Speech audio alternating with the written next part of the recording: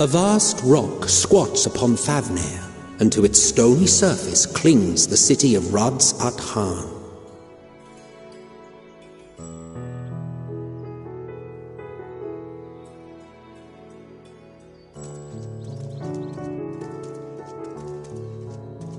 Ye who enter here are subject to the scrutiny of gods, the gate's most watchful eye. the orb which beholdeth the truth of all things.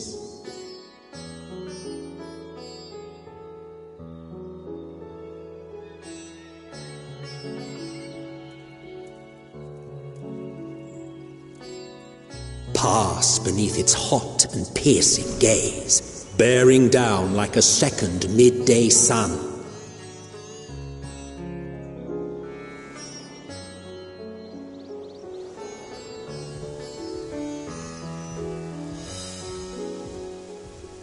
The fragrant haze, a mixture of sweet incense and acrid smoke. The cries of merchants mingled here with lively melodies accented by dancers' feet.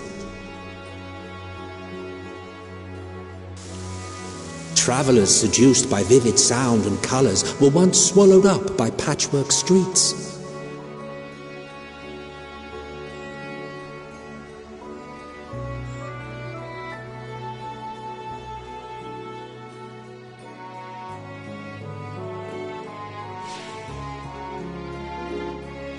But no such scenes to savor now. To what somber present does that divine eye bear witness?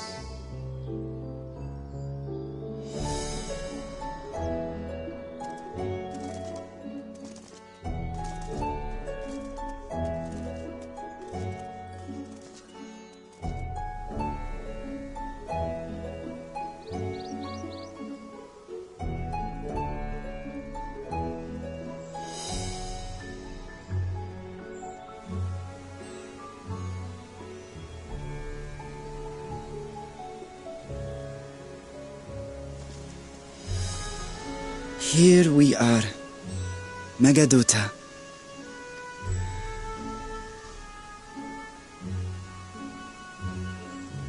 It seems a shame to bring you here directly. Under normal circumstances, it would have been my pleasure to show you the sights. And it would have been our pleasure to see them. Alas, it seems our tour of the city will have to wait. I'm afraid so. Come, we should head inside.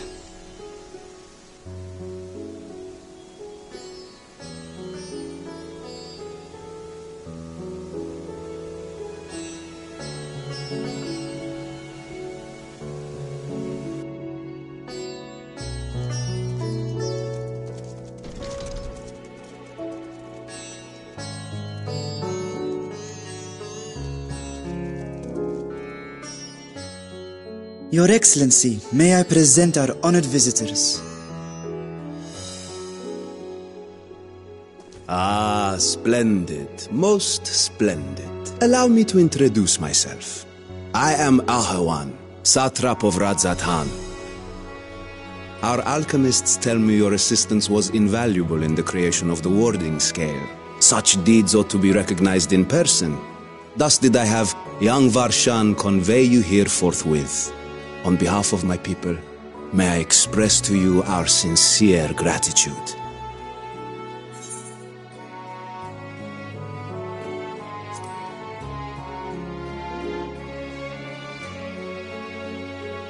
A regrettable incident indeed.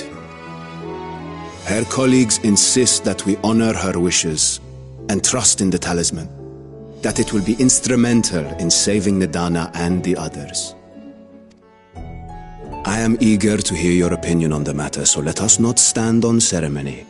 Come, sit. I think not. This charade has gone on long enough. Show yourself. Forgive me, but were you expecting musicians, perhaps? There are no performers waiting in the wings at present, but arrangements could be made if you'd prefer. Nay. He hath the right of it. The time for artifice is past. Raise the curtain. As you wish.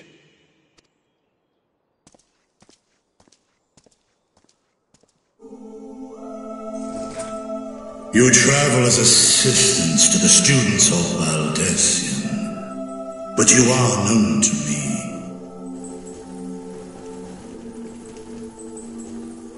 Even here have we heard of the scions of the Seventh Dawn.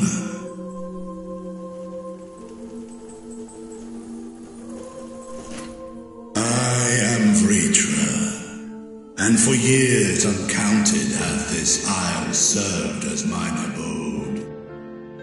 Vritra, of the first brood, sibling to Hraesvelga and Nidhogg. Aye, mine elder brothers, of Midgard's foremost spawn, I was last to hatch. Well, isn't this a surprise? We were told Radz-at-Han had an alliance with a dragon, not that a great worm sat in the Satrap's own hall. A necessary subterfuge, as the true tale of our nation history illustrates most effectively.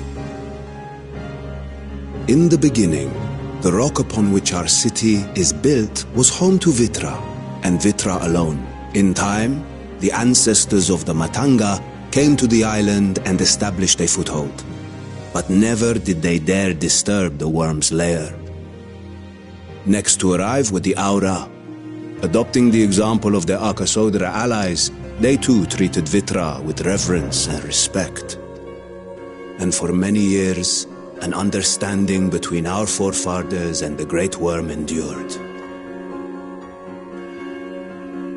Until marauding heroes from the mainland came, threatening to shatter our peace and tranquility, when it seemed all would be drowned in blood. Vitra himself came forth and quelled the rising conflict.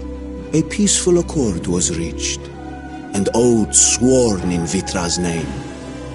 Thus began the dragon's governance of the fledgling state, which was to grow into Radz-at-Han. But if Vritra is still here, then your position as Satrap is just... a charade, yes. And one which my family has performed faithfully for generations. Many envy the great worms their power. Were it known that I ruled here, then the fires of war would burn without end. I would not be the flame which consumeth my people. Those few who joined me in laying our country's foundations were, perforce, sworn to secrecy. Your eye. It was taken.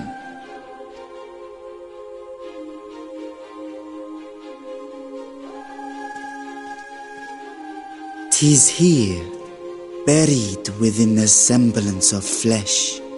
The body before thee is but a simulacrum, constructed by the finest artisans of Radz-at-Han. With mine eye nestled within, it doth serve as an inconspicuous vessel for my will." That would explain why I felt the presence of a dragon upon our first meeting. I am woven with wards fashioned to deceive such arcane senses. Though 'twas short-lived, it seemeth thy fusion with my brother hath left thee much altered, Estinian warm blood.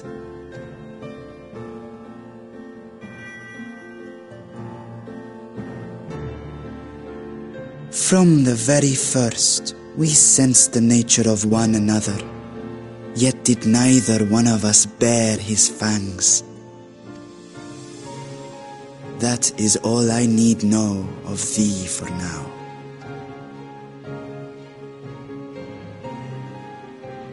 With my secret thus revealed, I have for you a proposal, not as a worm of the first brood, but as the ruler of Radz-at-Han. With all haste must we take in hand the finished talismans and breach this foul spire. Thence, should it lay within our power, dispel its wicked influence, yet even with the assurance of the warding scales, the narrow confines of the tower doth limit the size of our force. And thus denied strength in numbers, thou must choose thy soldiers with care. Just so. Yet though our radiant host is formidable, I see a surer path before me. Thou and thy comrades have contended with a multitude prophets cast down false gods in Padothan and Cartanau, I am told. 'Tis upon that strength I would call. The Scions have proven themselves the most capable, and I ask that you serve as the tip of our spear. Talismans would, of course, be provided for each of thy companions, and should you agree to this undertaking, more will be provided to make use of as you see fit. There's no denying it's a dangerous proposition, but the rewards may far outweigh the risk. Just think of what we might accomplish if we could equip all our allies with warding scales. I worry, however, that even the four of us may be too few for what you have in mind. Might we regroup with our friends first to discuss the matter? 'Tis no trifling task that I have laid before you. Go, steel your hearts and hone your plans. Such time as you require shall be spent in crafting your protective charm. It seems a quick trip back to Charlian is in order.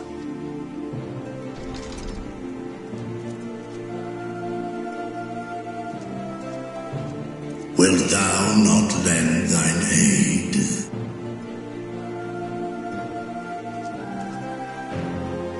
Whether your request be made as a great worm or the ruler of Radz-at-Han, I see no reason to refuse, nor will I.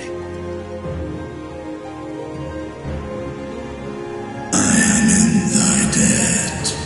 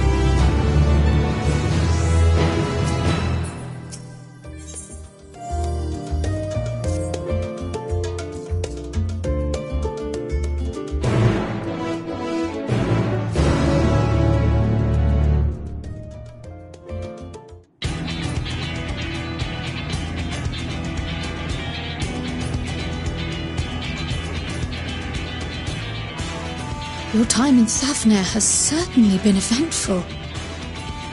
In my opinion, carrying out Vitra's request and assaulting the Tower of Zot should be our highest priority. I agree. While I still have questions concerning the Forum and their grand undertaking, we have all but exhausted our avenues of investigation. Simply pressing them any harder on the subject will almost certainly result in our expulsion. Therefore, I suggest we explore the ethereal sea connection by way of a letter to Master Motoya, then make our way to Thavner. I wonder, even with the protection these talismans afford us, what can we hope to achieve once inside the tower?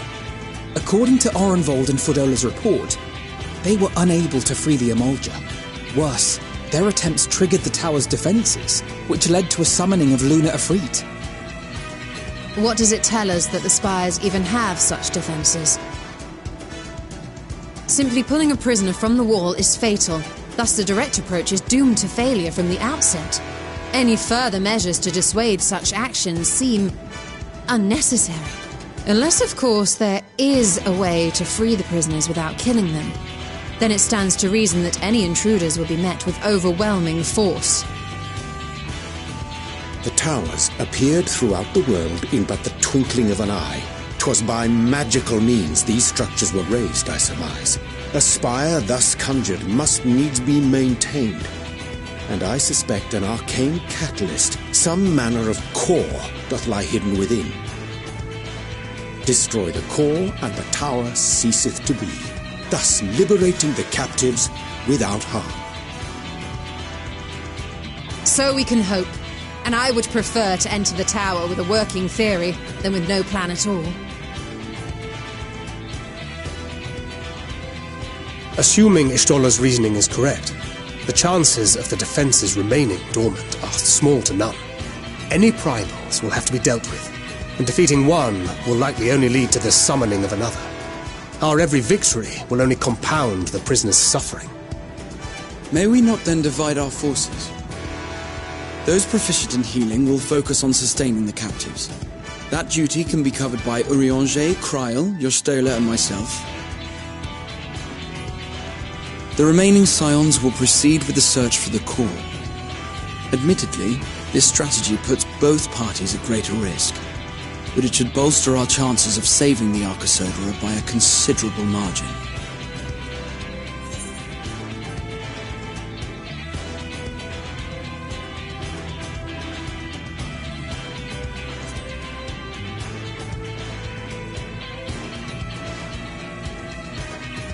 Of course not. As our most talented healer, we need you leading the van, fighting primals on the front lines.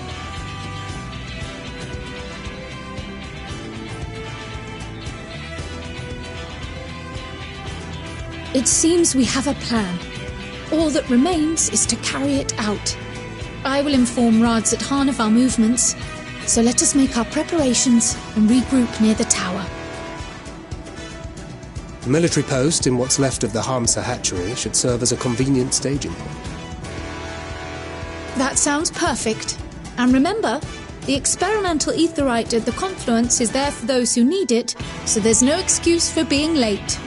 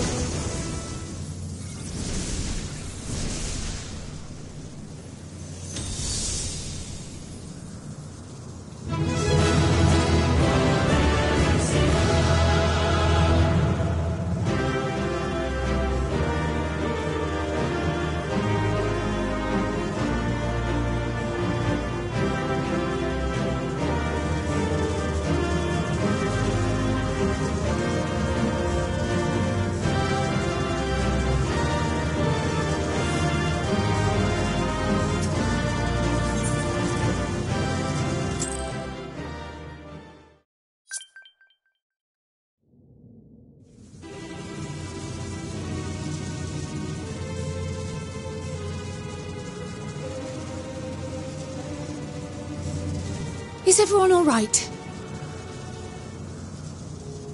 We fortified the captives with what magics we could. Have the defenses been disabled?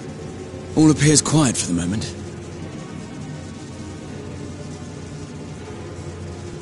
The lower floors were disturbing enough, but this place feels wrong. The ether is heavy and thick, like wading through a quagmire.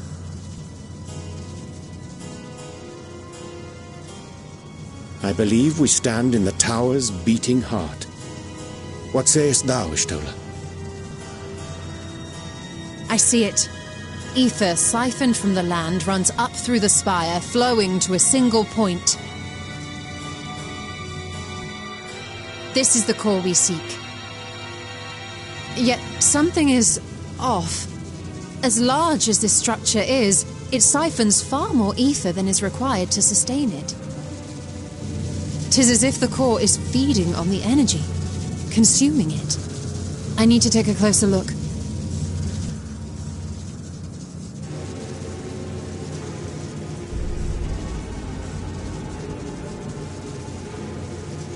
Curious. There is something there embedded inside the core. A man's limb. This is what we came to destroy? Yes, if you would be so kind.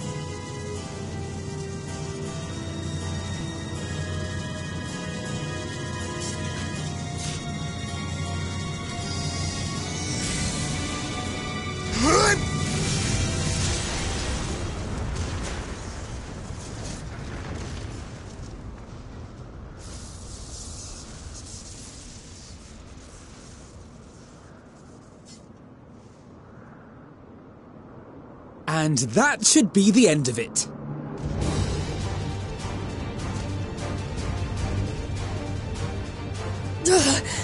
What now? My theory that the tower might come crashing down following the core's destruction doth appear to be correct. Bully for you! And how are we supposed to survive the fall?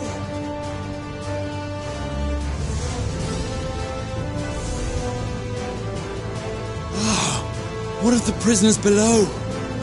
The floor beneath our very feet dissolves. Brace yourselves! I pray I'm not too late.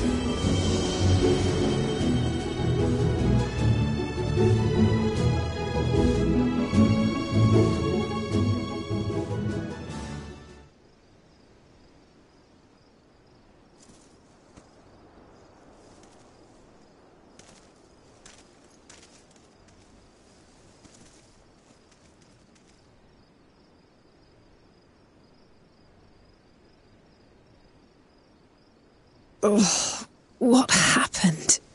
Where are we?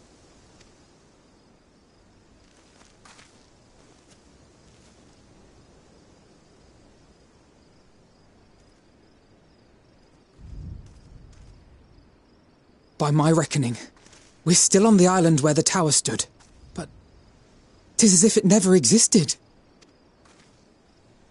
Hardly a scratch. But how?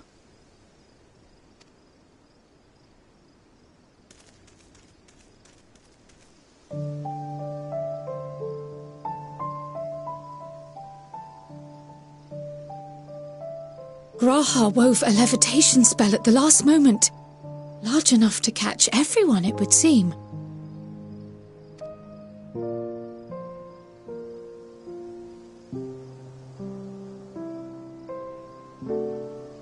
That explains the lack of obvious injuries.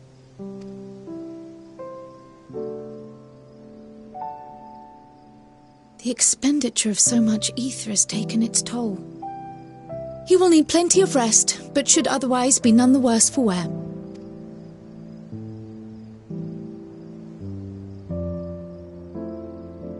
Then the immediate problem is what to do with our new friends here.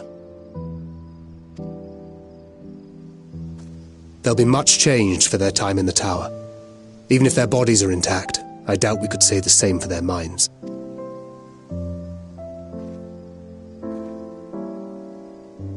Angelo and I will take care of that. I have every faith in you, Alizé, but there are just too many for you to treat alone.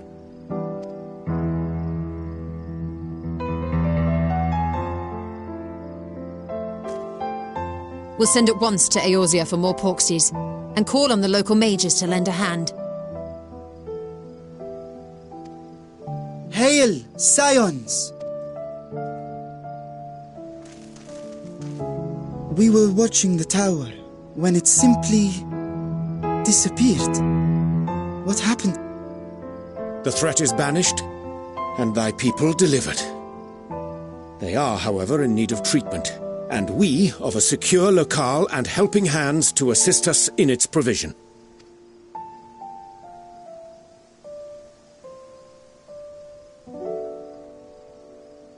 You shall have all this and more. Come, let us convey these unfortunate souls to the city.